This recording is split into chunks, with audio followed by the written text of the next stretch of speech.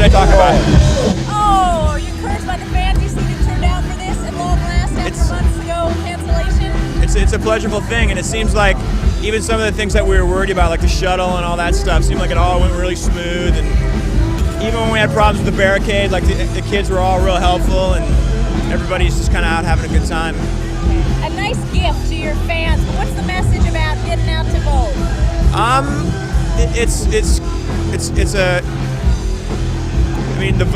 It's coming up, the election's coming up, and it just seems like it's something to help kind of kids get informed, or to kind of get them started on actually caring about things that are happening in the world, and happening more so even in their community and within like their neighborhoods or whatever. And I think if you can just kind of plant a little bit of a seed and show them that there's things that can actually change. I mean, even the fact that we pulled this thing off, actually shows that, maybe there are some people that are ready, to listen to young people and for things to change a little bit. And so I think registering to vote and just having some little informational boosts. I mean, we're just this is the first show of this size that we've ever put together. So we're learning a lot from this show. So next time it'll be better. Next time it'll be better. It'll be nice to have the next time already.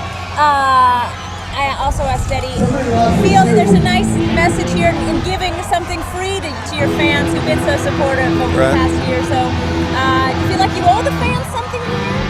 The city of Seattle? No, I don't really feel like I owe really anybody anything. I think more than anything, we wanted there to be a day where people would just come to a show, and a lot of times, people, not everybody can afford to pay the $10 or $15 ticket or whatever, and this was just an opportunity to have people come out and bring their kids and bring their families and just kind of, hang out. There's no barriers on it, and we actually have we've had a little bit of success, so we made a little bit of money, so a little bit of success. Yeah, I mean, whatever success means. I mean. And so this was like an opportunity for us just to kind of do something that we always wanted to do. This is like a total dream come true, Build it and they will come, or whatever the theory is, We had the opportunity to build it, and it's here, and awesome thing. Question from you before I let you go. Are you amazed by the response the music has gotten, not just in Seattle where it started in clubs, but in Japan? People are coming from, Japan television to come over here and get the music, go back to the story. Is that amazing, the international response? Yeah, I think when I get a couple of weeks away from it and get a little perspective on it, I think I'll probably be even more blown away by it. But I mean, I've kind of been in this whirlwind for the last year and a half, so I'm like, not really very much blows me away right now. So I think when I get away from it and then kind of go back through my notes and go back through the pictures and start to look at all the people that were into it and all the crazy things that people did. There's people here from England today, and people that have been following us around at Lollapalooza and stuff. And all those sorts of things, continually blow me away. Strange thing. It's beautiful. Yeah. Okay, you were in Mother Love Bone. I mean, to me, when that album came out, I thought you guys were you were that far away from being just as big as you are now. Right. What was it like when you saw everything you worked for go down the drain, and then kind of make the transition and just shoot right back up?